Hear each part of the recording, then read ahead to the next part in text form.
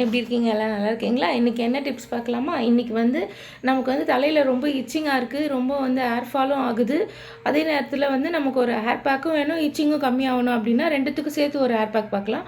என்ன அப்படின்னா, நம்ம கருந்துளசி இருக்குது பார்த்தீங்களா, அது எடுத்துக்கோங்க. அது கூட வந்து நல்லா வந்து இந்த கும்பகோணம் வெத்தலைன்னு சொல்லுவாங்க பார்த்தீங்களா, அந்த வெத்தலை ஒரு 10 எடுத்துக்கோங்க. ஒரு 2 கைப்பிடி அளவுக்கு கருந்துளசி எடுத்துக்கோங்க. ஒரு கைப்பிடி அளவுக்கு கற்பூரவள்ளி எடுத்துக்கோங்க. இது எல்லாத்தையும் நல்லா வந்து ஒரு கொதிக்கிற தண்ணியில் வந்து இதை போட்டுருங்க. கூடவே வந்து ஃப்ளாக்ஸ் சீட் இருக்குது பார்த்தீங்களா, அதையும் ஒரு 4 ஸ்பூன் போட்டுருங்க. கருவேப்பிலை ஒரு 10 கொத்து அளவுக்கு, இல்லை ஒரு அரை கைப்பிடி அளவுக்கு கருவேப்பிலையும் போட்டுருங்க. போட்டுட்டு இதை நல்லா வந்து கொதிக்க வச்சுருங்க. கொதிக்க வச்சு நல்லா கொதித்து ஒரு 2 டம்ளர் வச்சிங்கன்னா, 1 டம்ளர் அளவுக்கு அந்த ஃப்ளாக்ஸ் சீட் வந்து ஒரு 5 மினிட்ஸ்லேருந்து 8 மினிட்ஸ்க்குள்ளே அதை கொதிக்க வச்சு இது பண்ணிக்கோங்க.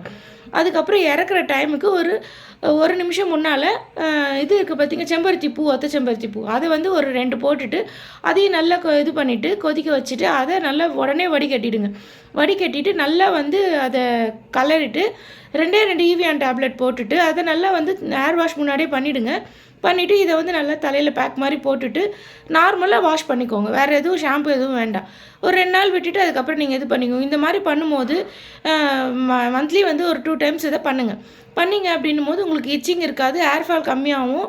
கொஞ்சம் கொஞ்சமாக உங்களுக்கு வந்து இந்த வெடிப்பு இருக்குது பார்த்தீங்களா, நமக்கு வந்து ஸ்ப்ளிட்டர்ஸும் கம்மியாகும். உங்களுக்கு நல்லாவே இருக்கும். ட்ரை பண்ணி பார்த்துட்டு எப்படி இருக்குது சொல்லுங்கள். பாய்.